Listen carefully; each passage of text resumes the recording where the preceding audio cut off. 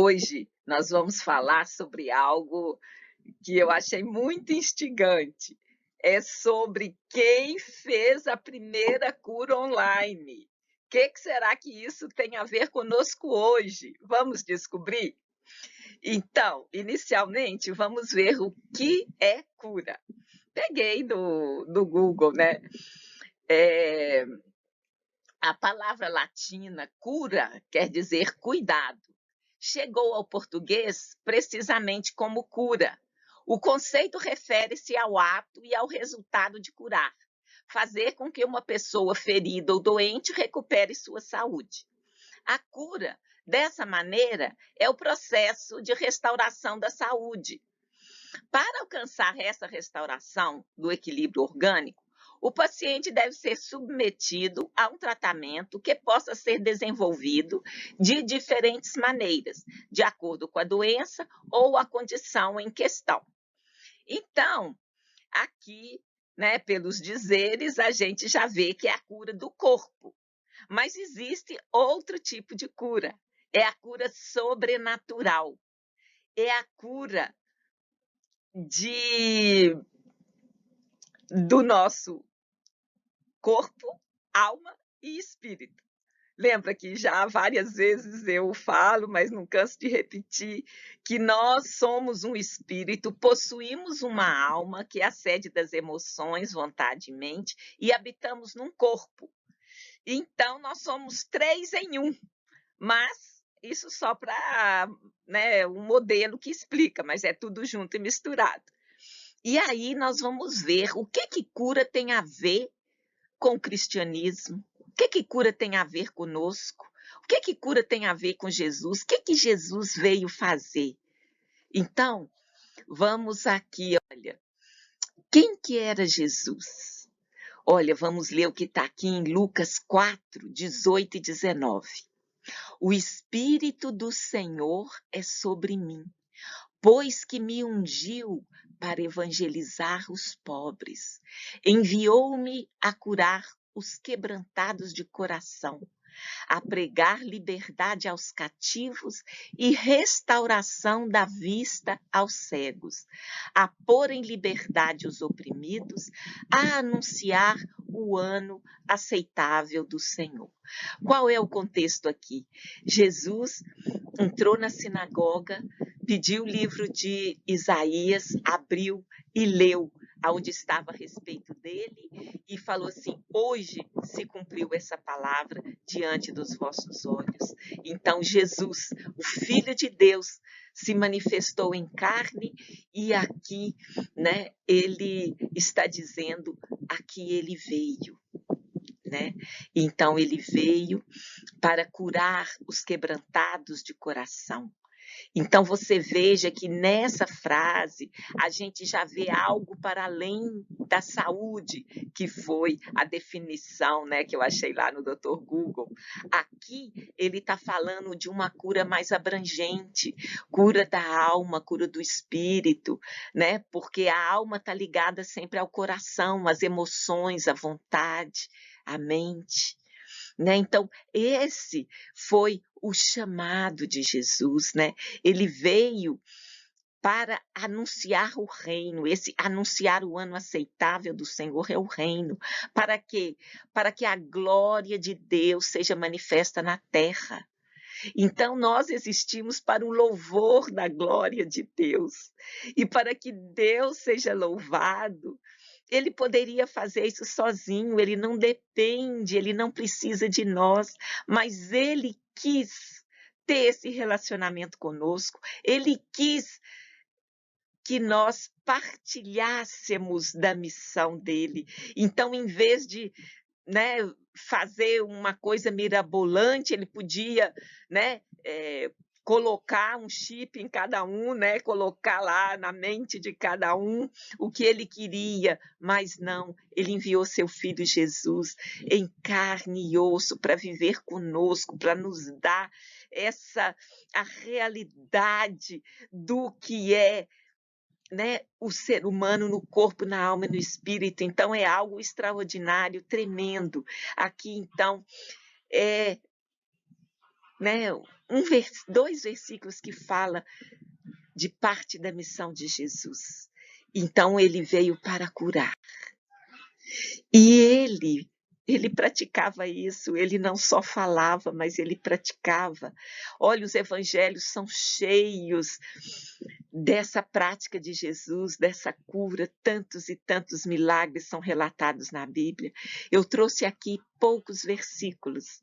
Eu trouxe Mateus, no capítulo 4, verso 23 a 24, que diz assim: E percorria Jesus toda a Galileia, ensinando nas suas sinagogas e pregando o evangelho do reino e curando todas as enfermidades e moléstias entre o povo.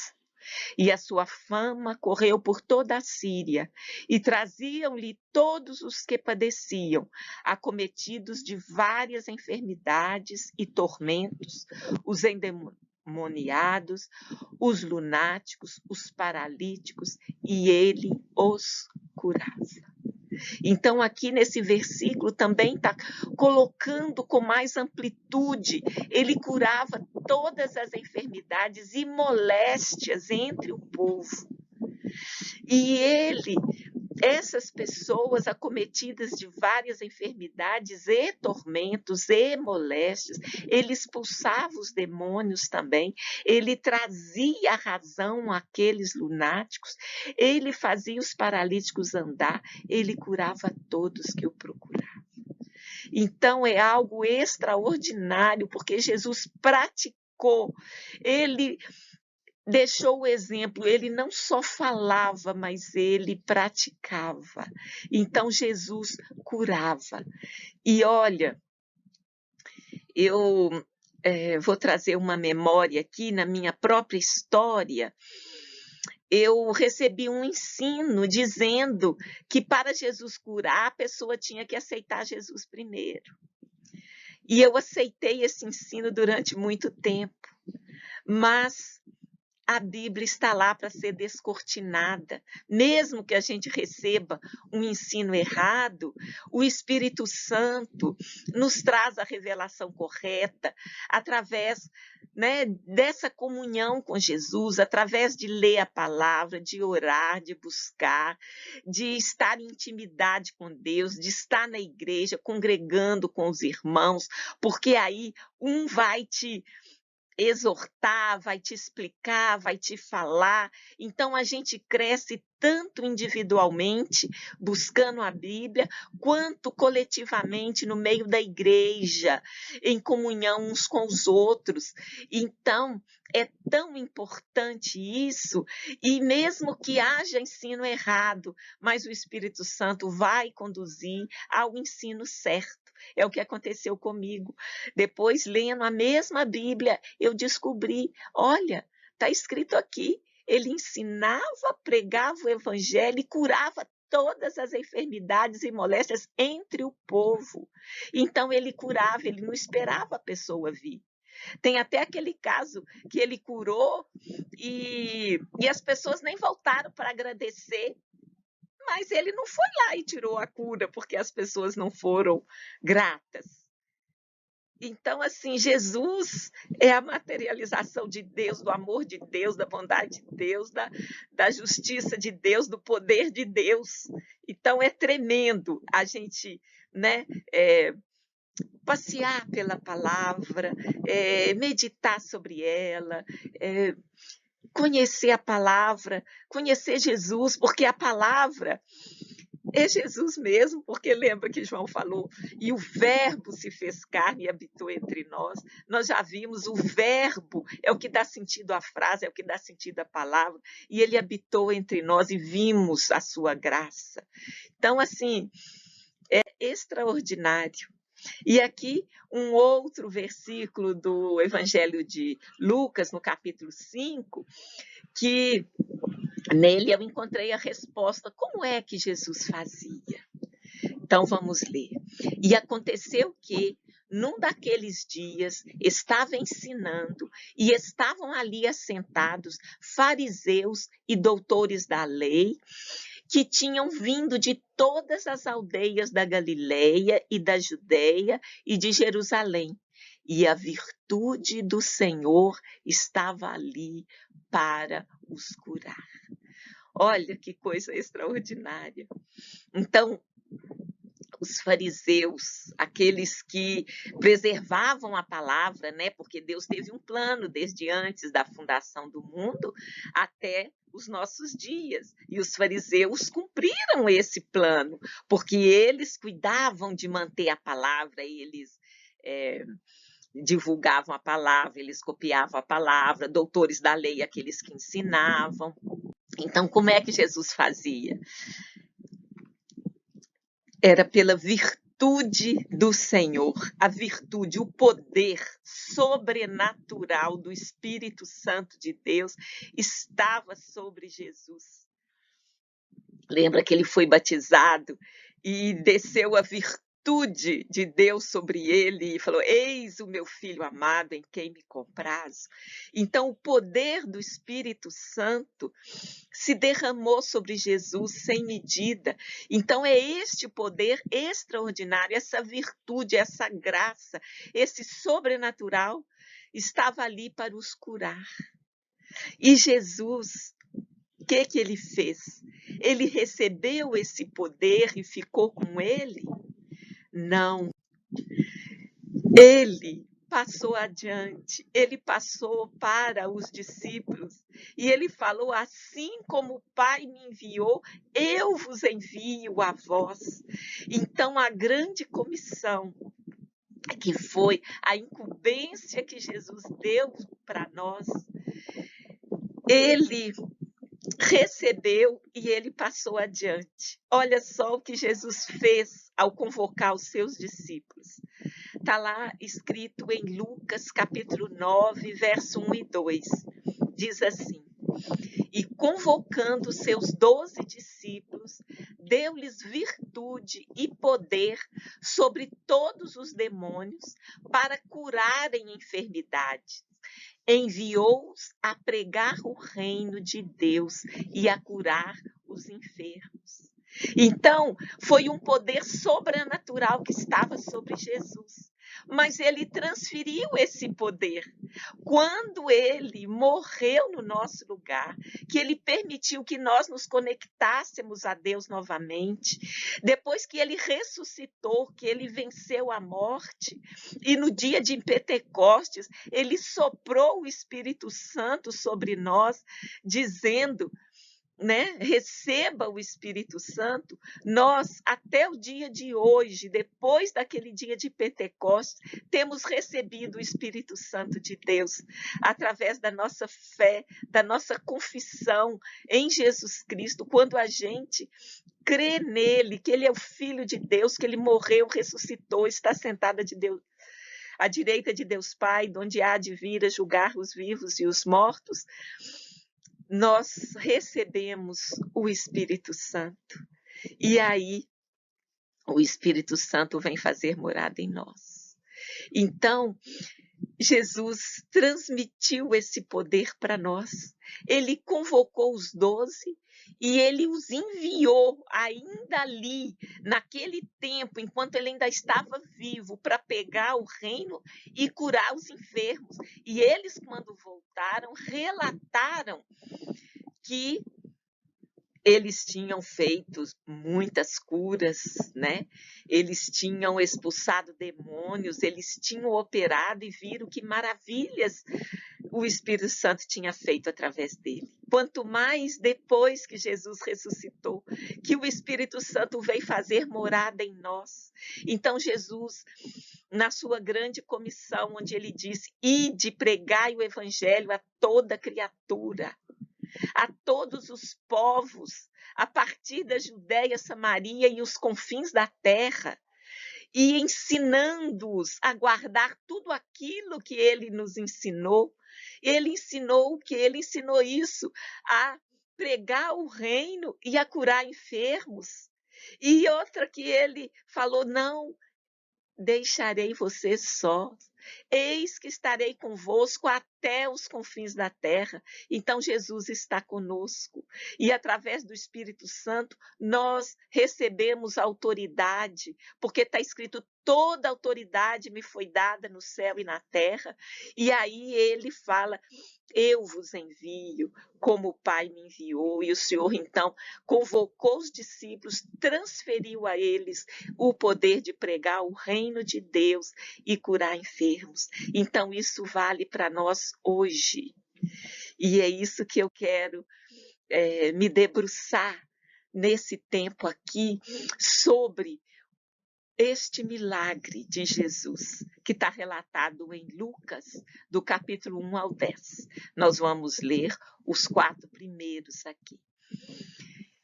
E depois de concluir todos estes discursos perante o povo, entrou em Cafarnaum. Que discurso era esse? Era o Sermão do Monte. Então, depois que ele proferiu a mensagem mais tremenda, a mensagem central de Jesus, ele entrou em Cafarnaum. E o que está escrito aqui?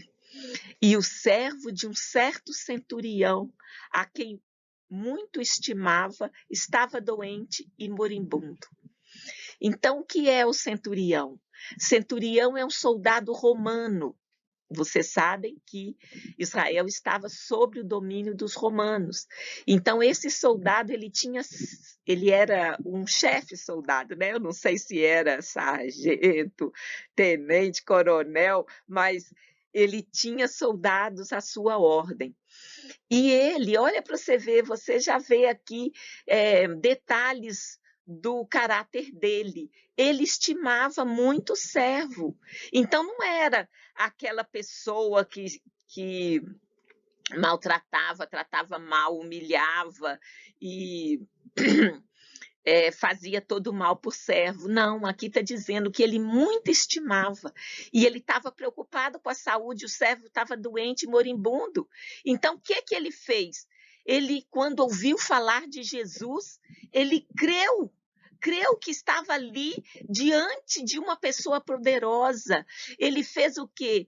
Ele enviou os anciãos dos judeus, rogando-lhe que viesse curar o seu servo. Olha, outra coisa interessante. Ele era um militar que tinha soldados à sua mão. Ele não sabia, pelo menos a gente não fala de outro encontro anterior dele com Jesus. Então, ele não sabia como Jesus iria reagir. Então, ele não apareceu com o seu poder e força de soldado com 100 pessoas debaixo da sua autoridade. O que ele fez? Ele enviou os anciãos dos judeus. Ele sabia que Jesus era judeu. Então, ele enviou pessoas. Isso foi um outro sinal de humildade. Ele poderia aparecer lá com todo o seu séquito, né? Mas não. Ele enviou os anciãos dos judeus, rogando-lhe que viesse curar o seu servo. E aí, quando os judeus, os anciãos, chegaram junto de Jesus, eles disseram, eles testemunharam, eles foram lá para interceder, né, pelo centurião. Olha, esse você pode ir sem medo na casa dele, porque ele é digno de que lhe concedas isso. Eu imaginei esse diálogo, é lógico que Jesus não era uma pessoa de ter medo, né? Mas ele está querendo dizer assim, olha, essa pessoa é digna de que lhes conceda isto. Continuando, porque eles estão continuando a falar bem desse centurião, porque ele ama a nossa nação. Então, ele era romano, mas ele tratava os judeus com dignidade. Ele não usava a sua posição para oprimir, para praticar a maldade contra o povo que era escravizado, porque Roma tinha, né, dominado toda essa região. Então, os judeus eram escravos, mas este centurião não tratava os judeus como escravos. Tanto que aqui os anciões disseram, porque ele ama a nossa nação e ele mesmo nos edificou a sinagoga. Sinagoga é o principal local de encontro dos judeus. Eles se encontram para estudar a palavra, eles se encontram para um ajudar o outro. Então, a sinagoga é o principal local dos judeus. Então, esse centurião edificou a sinagoga para os judeus, mais um sinal de consideração. Ele não agia como dominador. E aí Jesus foi com eles. Mas, quando já estava perto da casa, enviou-lhe o centurião uns amigos, dizendo-lhe: Senhor, não te incomodes, porque não sou digno de que entres debaixo do meu telhado. Então, eu imagino, né? Aqui não fala detalhes, que ele, no meio do caminho, mandou chamar Jesus com os anciãos. Depois ele deve ter pensado, não, mas Jesus é poderoso demais. Jesus é rei, não, eu creio que qualquer coisa que ele fizer, o meu servo vai ser curado, ele não precisa de entrar na minha casa. Então ele falou, porque ele sabia que Jesus é judeu. Judeu não poderia entrar na casa de um romano. Então, ele mandou uns amigos. Até nisso você vê que ele era uma pessoa também que tinha amigos, né? Então, ele é uma outra faceta do caráter dele que a gente vê que era, né, uma pessoa digna, como os anciões disseram, e ele tinha amigos, e os amigos foram lá levar o recado. Não precisa de vir na casa dele, não, porque ele falou que ele não é digno de entrar debaixo do telhado. E aí eles continuavam a dar o recado. E por isso nem ainda me julguei digno de ir ter contigo. Dize, porém, uma palavra e o meu criado sarará. Então, a manifestação de fé dele foi tão grande que ele falou, olha, você nem precisa de vir. Eu mandei chamar, mas agora, não, já mudei de ideia. Se você falar uma palavra, eu creio que meu servo será curado. E ele disse isso para Jesus. Então, foi algo assim, tremendo, né? Que a gente vai aprendendo desse centurião. Então, a gente vê que você sendo dominador, você não necessita necessariamente de oprimir os outros. Se você tem uma posição de autoridade, você não precisa de exercer essa posição de autoridade para massacrar e oprimir os outros. Este exemplo do centurião aqui é bem claro. Então, os amigos continuaram a explicar para ele por que ele estava falando assim, olha, eu sei o que é ter autoridade, eu creio na sua autoridade, porque eu também sou homem sujeito à autoridade. Eu tenho soldados sobre o meu poder, e digo a este vai, e ele vai, e a outro vem, e ele vem, e ao meu servo faz isto, e ele o faz. Então, ele compreendia, assim, do ponto de vista prático, a autoridade que Jesus tinha, e ele falou, eu também tenho muita gente debaixo da minha autoridade. Você vê que o próprio versículo já fala que eu tenho soldados sobre meu poder. Então, não foi só a história, né, que relata o que é centurião. A própria Bíblia explica, né? Eu gosto muito da Valnice, que ela sempre diz, a Bíblia se explica com a própria Bíblia. E aqui já falou, ele tinha soldados sobre o meu poder. Então, ele era um soldado graduado, né, era um militar oficial, porque ele tinha autoridade sobre os soldados. Então, ele reconhecia a autoridade de Jesus. E como que Jesus reagiu diante disso? E ouvindo isto, Jesus maravilhou-se. E voltando, disse à multidão que o seguia, digo-vos que nem ainda em Israel tenho achado tanta fé. Como assim? O cara estava já, Jesus, perto da casa dele, ele falou, não precisa de vir, não precisa de entrar, eu creio que se você falar, o meu servo vai ser curado. E muitos, né, até o dia de hoje, tem que apertar, tem que segurar, tem que estar perto, tem que, né, não crê na palavra, crê assim o que o olho vê. E a esse daqui, não, ele creu na palavra, no poder de Deus. Por isso que a fé fala, é o firme fundamento das coisas que se espera e a prova daquilo que não se vê. Então, o centurião não viu Jesus, ele creu no poder de Jesus. E aí o que é que acontece? E voltando para casa, os que foram enviados acharam são o servo enfermo. Então o centurião creu e o servo foi curado.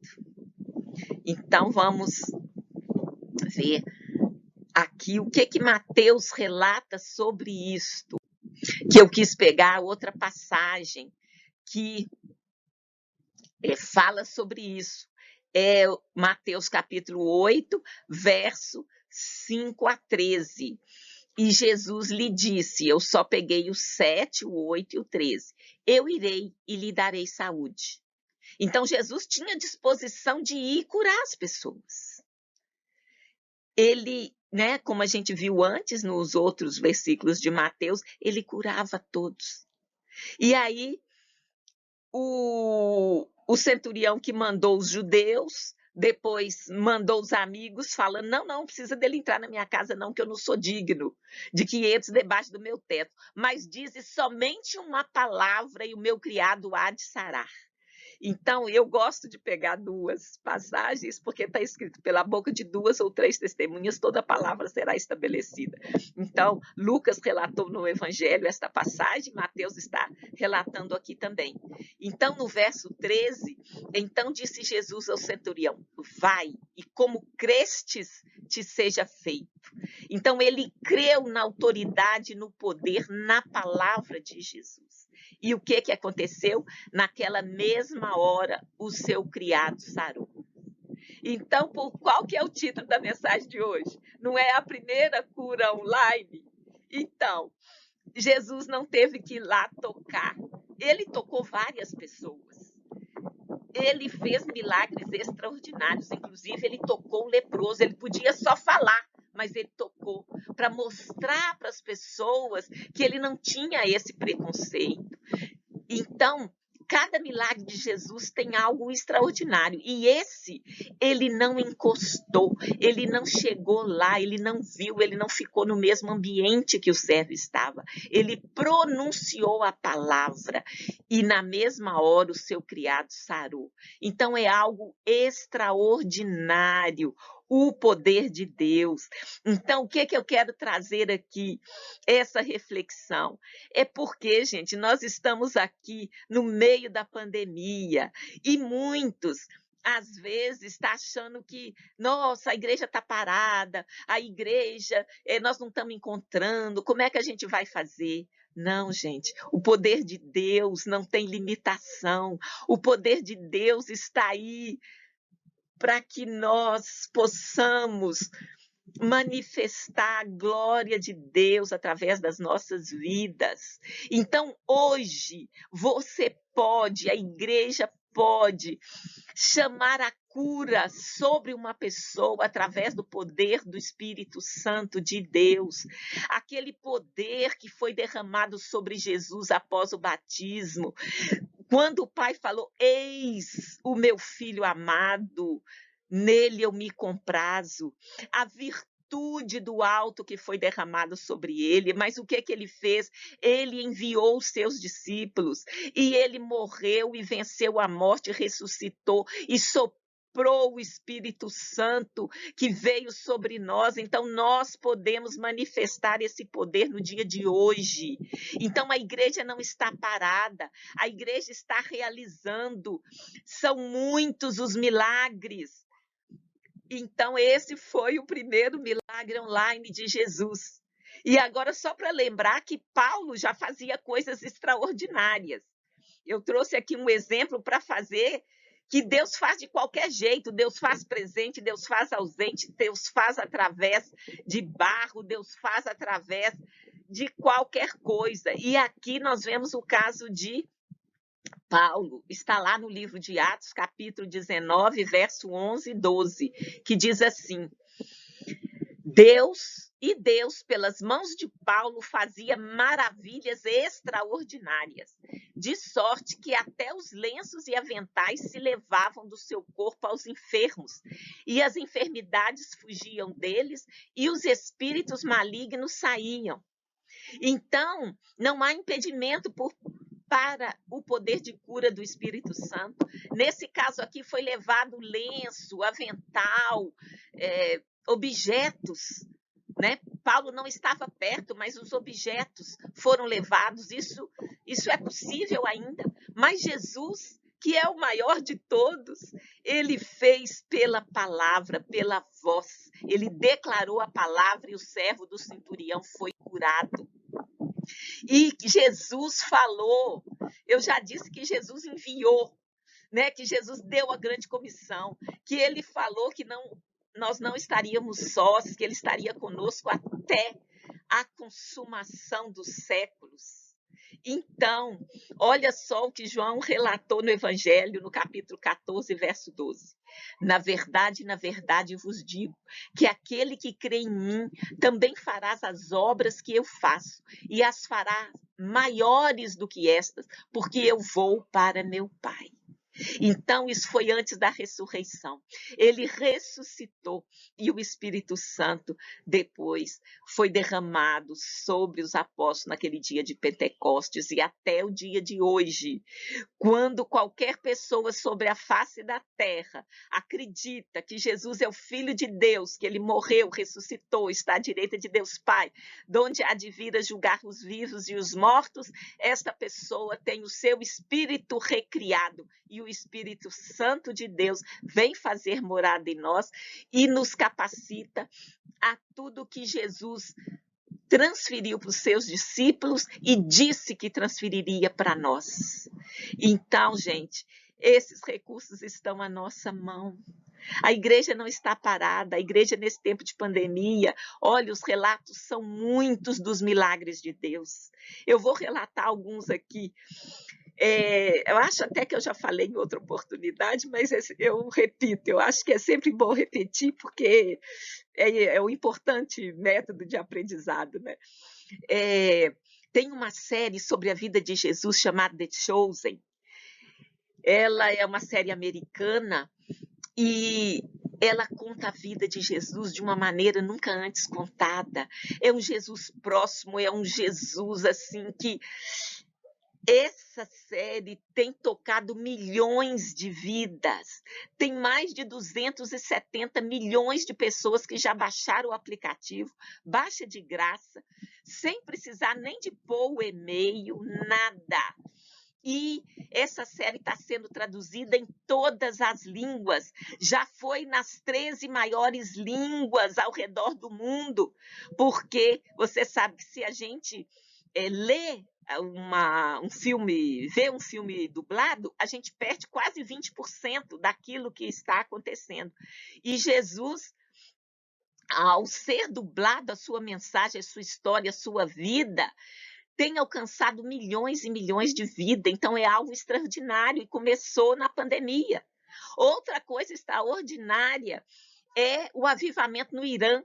Só este ano tem 14 mil iranianos que já aceitaram Jesus. Olha, Jesus fala através de sonhos, de visões, e tem um ministério chamado Iran Alive Ministries, que é colocado 24 horas por dia, 7 dias por semana, 30 dias por mês, a palavra sendo pregada via satélite. Olha, lá é proibido. Mas mesmo assim as pessoas têm comprado antena parabólica e têm ouvido as mensagens. O povo iraniano está aberto para Jesus. Olha, isso é maravilhoso. Eu tinha um preconceito com os iranianos por causa que eles odeiam Jesus, odeiam Israel, quer que Israel seja varrido do mapa. Mas Deus, gente, não fica sem testemunha na terra. Ele não precisa necessariamente da gente, ele pode fazer. E cada um que se dispõe a cumprir o ID de Deus, a ir e levar a mensagem, o Senhor opera maravilhas. Então, o Irã hoje está vivendo um avivamento, é algo extraordinário. Então, nós não podemos limitar o Senhor, sabe? Que ele não pode fazer, a igreja está parada. Não, a igreja está andando porque é Deus, é o poder de Deus, é a glória de Deus mesmo, é que se manifesta na terra e nós nascemos e estamos aqui para o louvor da sua glória. Então, gente, eu quero que nessa semana a gente possa abrir a nossa cabeça e olhar e pensar que todas essas maravilhas que estão escritas na Bíblia, elas podem, elas estão presentes para nós, nós podemos realizar e vamos ter ânimo, força, coragem, vigor, acreditar no poder de Deus na igreja e ser mais otimista, porque procurem notícias pela própria internet e vocês verão que o Espírito de Deus está super ativo. Então, gente, vamos! Jesus fez o primeiro milagre online e nós podemos fazer. Então, que essa semana cada um de nós possa, não só por imagem, né? Através do Zoom, do Meet, do Teams, de todos os softwares que tem aí para isso, mas até um áudio. Você pode chamar um amigo que pediu uma oração, você pode gravar um áudio para essa pessoa. Jesus, ele não precisou de estar lá, foi o som da palavra dele, foi o poder de Deus que operou. Então, cada um de nós é chamado para ser instrumento de Deus. Ele fez porque ele quis compartilhar conosco, ele não precisa disso, mas para que a glória de Deus seja levada sobre toda a terra, nós podemos cooperar com o Senhor. Então, vamos essa semana escolher alguém para a gente orar pela pessoa, por cura, e você vê que Jesus fala de uma cura sobrenatural, é no corpo, na alma, no espírito. Então, em nome de Jesus, tenhamos todos uma ótima semana. Muito obrigado vocês que me ouvem e vamos em frente. O poder de Deus está derramado, é sobrenatural. Muito obrigada. Amém.